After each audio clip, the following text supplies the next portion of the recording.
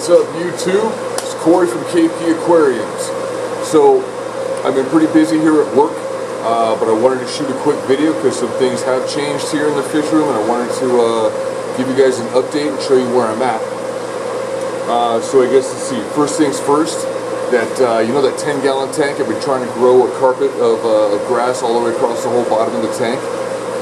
I had that one right over here next to another 10-gallon, and the clip light that I had on it was on 24 hours a day, which was great because it helped the grass really take off and grow nicely, and I'll show you that. But it also caused this. So you can see just from the outside, that entire wall of the tank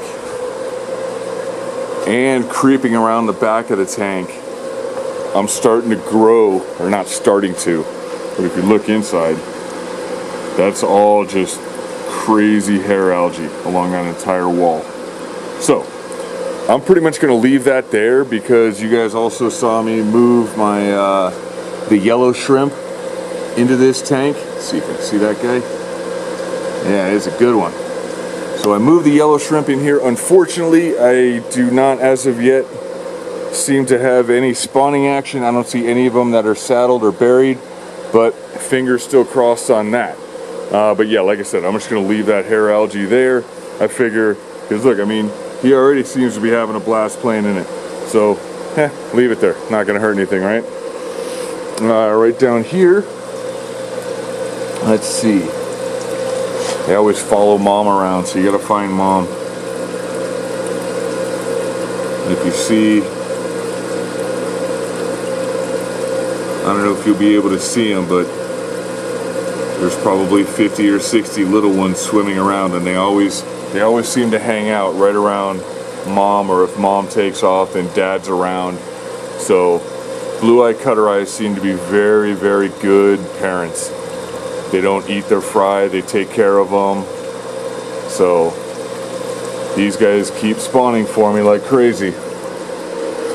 So let's see, up here in the yellow lab tank, it's a little bit cloudy because I just had to mess with the sponge filters, but there were 2 albino bristlenose in here that I got out, and they are now in a separate tank. So now all the plecos in here are all super reds, and I still have a couple of super reds over here in this tank that I need to pull out, and in 1 or 2, see there's one back there, I got to pull him out and get him in this tank because I really want to breed those super reds. So the grass tank, you can see it's all the way across the bottom. You can see it all underneath the gravel. Let me get this light off here.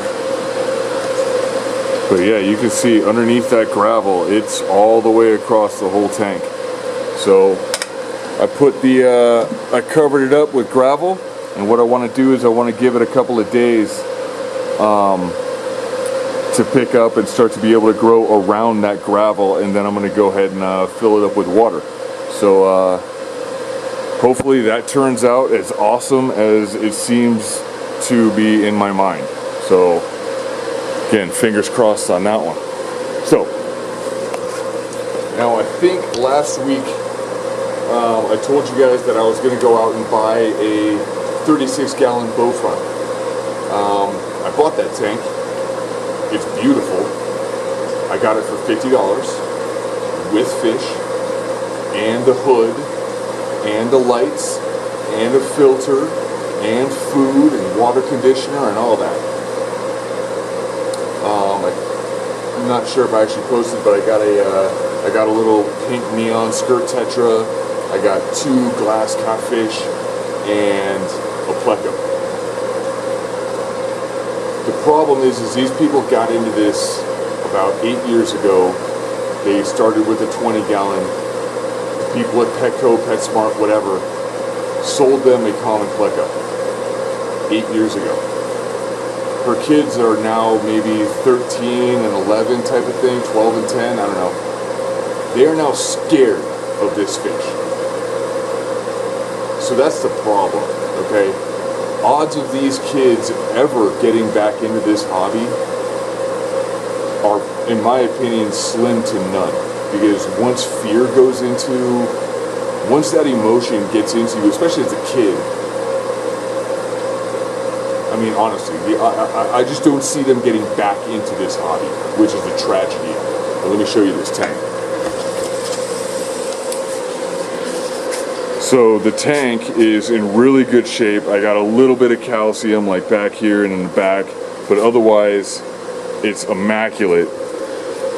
It came with this killer like dark blue substrate that I'm really looking forward to.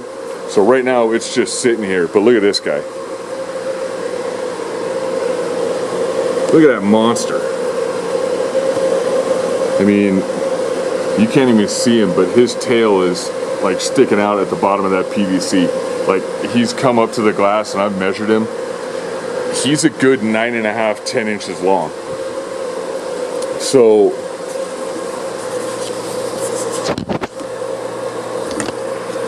and like, I love that fish. I think he's amazing, right? He's been in that 75 for less than a week now. I put him in there last Friday, so it's been 5 days. There isn't a speck of algae anywhere in that tank. It's immaculate.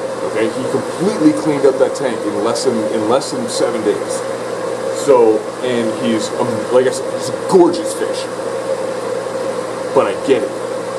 If you're 10 years old and this probably over a pound fish starts thrashing around on you, I get that they're scared. I don't blame them. You know, like I said, that's the sad thing, because once fear gets into it, what are the odds these kids are ever going to get back into this hobby? So, that's kind of the tragedy for the industry, for the hobby in general. I love this fish. He's got 100 gallon to go into after this, and after that he'll probably go into a 125 type of thing. So, I mean, for us, we have the tank space. I have the tank space to put him in and to appreciate it. Most people don't. So that's why I'm saying that I don't necessarily believe that this fish shouldn't be in the hobby.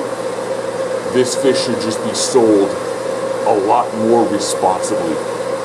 And maybe not to a little kid as their first aquarium. Maybe that's not the best person to sell this to. Unless you're looking to shoot yourself and the rest of the industry in the foot. So now nobody's making any money, because these kids they won't touch this hobby with a 10-foot pole. So, there. Anyways, thank you guys so much for watching. That's basically all the updates I have for now on my little spiel on common plecos. But yeah, stay tuned and I will keep you updated on what I'm doing.